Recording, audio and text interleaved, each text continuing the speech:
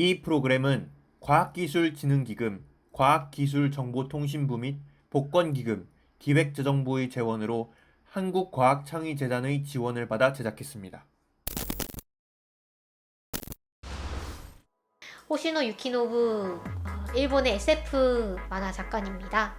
홋카이도 출신이고요. 54년생이고 나이가 꽤 되셨죠?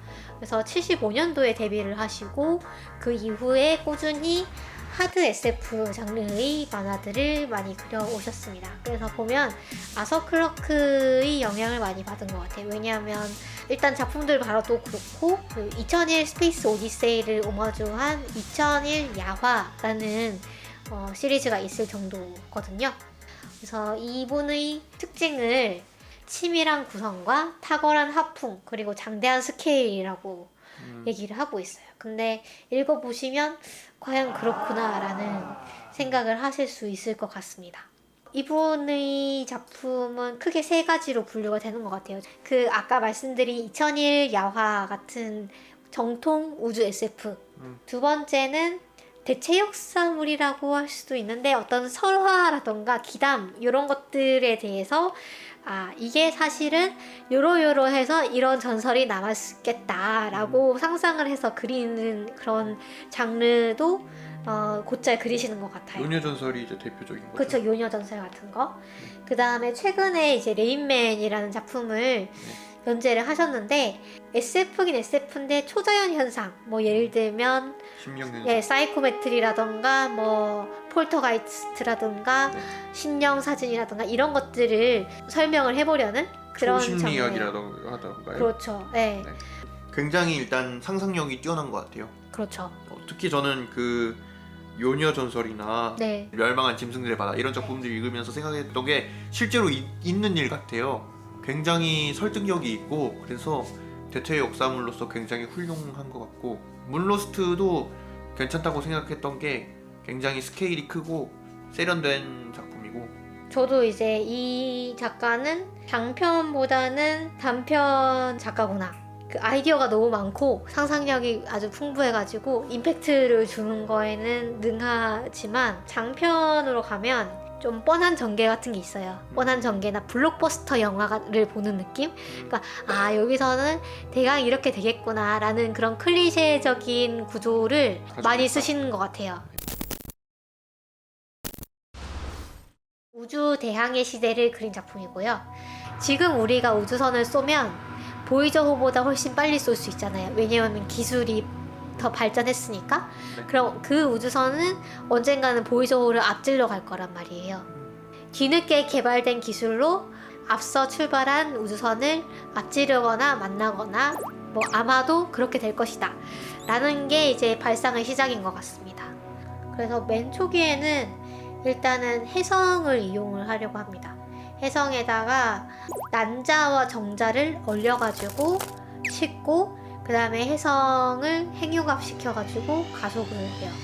그런데 여기서 이 난자와 정자가 로빈슨 부부의 정자와 난자였어요. 이 사람의 일가가 이제 우주 식민지를 뭐 건설하고 하는 회사가 되는 거죠? 그렇죠. 그렇게 해서 애들이 좀 커가지고 얘네들이 오즈마라는 행성에 내리게 됩니다.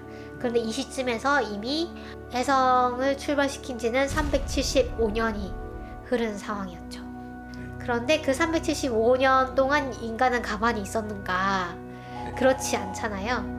인류가 그 태양계 외곽에서 반물질 행성을 발견합니다. 인류가 새로운 에너지원으로 이걸 삼고 그래서 항성 간의 순간 비행도 가능하게 됩니다.